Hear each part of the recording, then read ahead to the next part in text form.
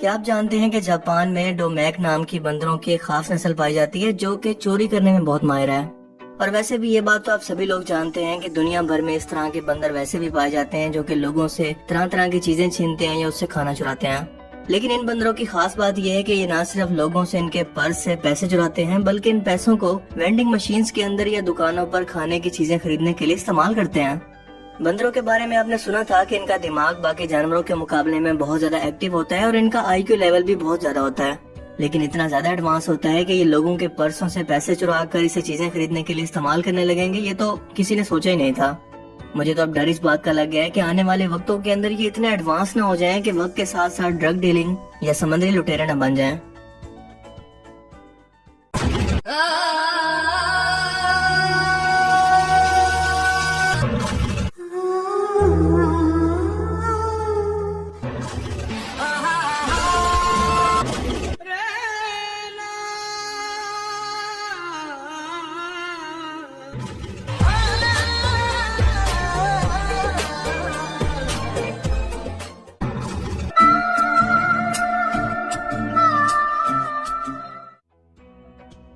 عام طور پر لوگ گھر بنانے کے لیے، گاڑی یا بزنس کے اندر انویسٹ کرنے کے لیے بینک سے لون لیتے ہیں، لیکن عراق کے ایک مشہور بینک الرشید نے اعلان کیا ہے کہ وہ اپنے ملازم کو دوسری شادی کرنے پر 1 کروڑ دینار بطور قرض دے گا، اور وہ بھی آسان اقساط پر۔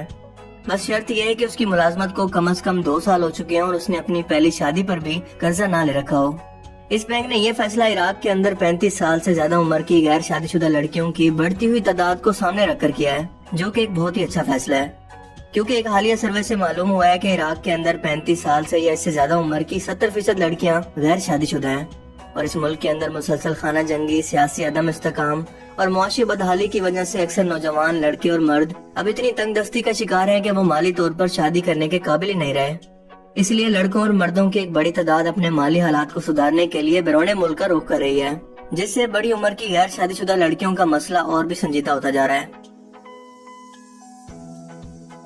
دوستو، 65 سال کی عمر کراس کرنے کے بعد زیادہ تر لوگوں کا وقت بستر پر موت کا منظر جیسی کتابیں پڑھتے یا اپنے ساتھ نظر کی اینکیں یا اسب گول کا چھلکا رکھتے ہوئے گزر جاتا ہے، لیکن ملی ہے رشیا کی ایک 65 سالہ دادی سے، جو کہ ایک ایسی سپورٹس کے اندر ماہر ہے جس کے بارے میں آپ تصور بھی نہیں کر سکتے، اور اس سپورٹس کے اندر یہ کئی چیمپئن شپ بھی جیت چکی ہے۔ ایک ایسی سپورٹس جسے نوجوان لڑکے بھی ایکٹیو ہو کر کرنے سے گریز کرتے ہیں،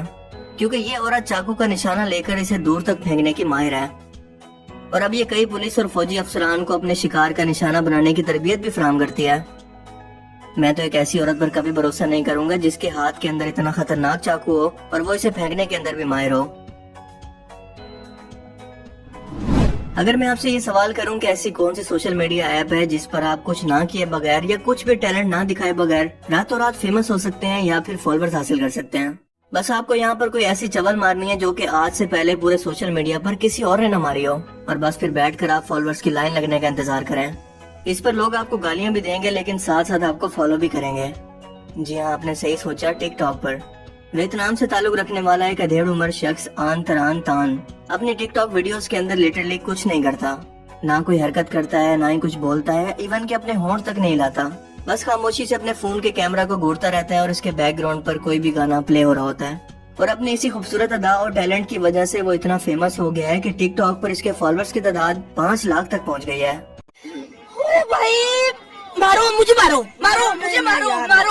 اس کے علاوہ اس کی ویڈیوز کو کروڑوں مرتبہ دیکھا جا چکا ہے اور تقریباً 78 لاکھ لوگ اسے لائک بھی کر چکے ہیں۔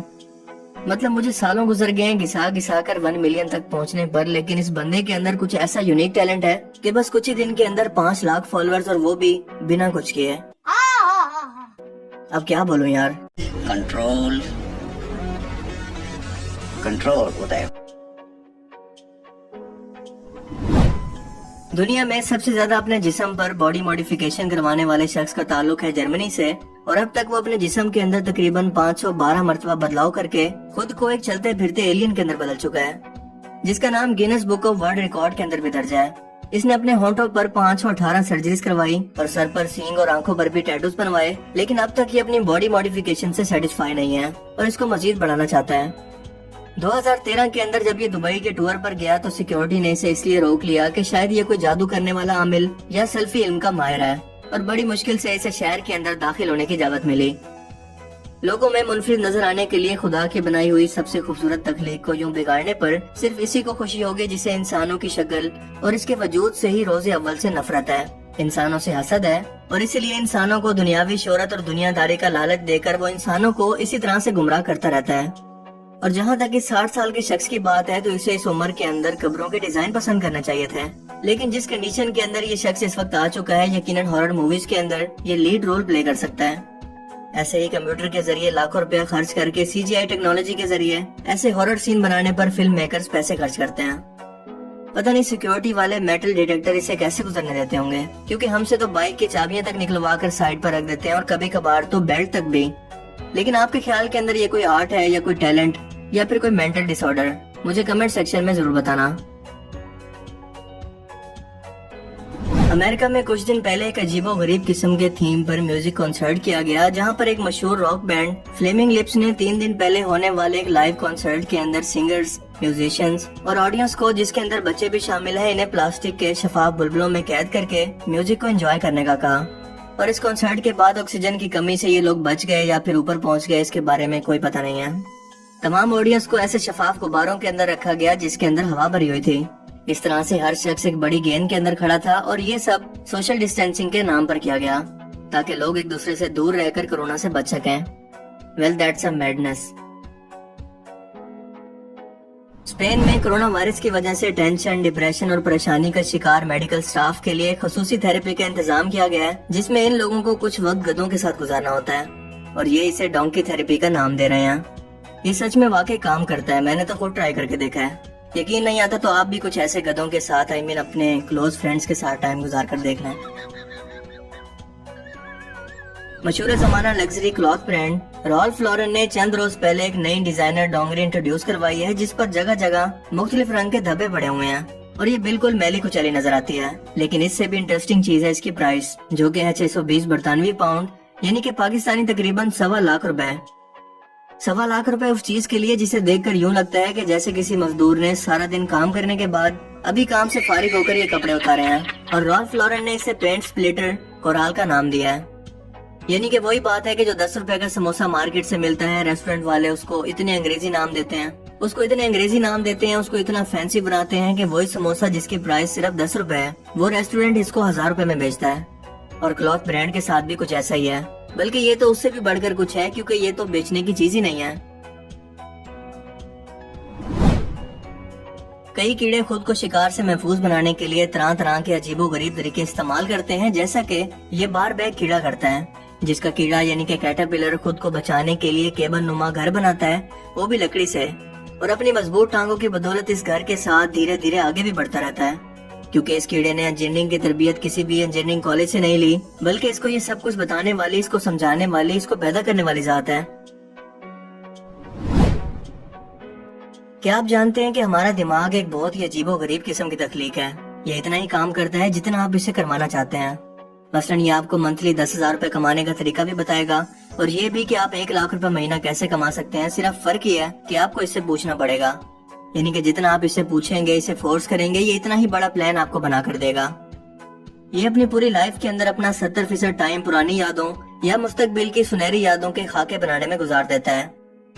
क्या आप जानते हैं कि कोई भी जज्बाती धचका या इमोशनली तौर पर आपको दिया गया कोई भी टेंशन सिर्फ 15 से 20 मिनट से ज्यादा नहीं होता,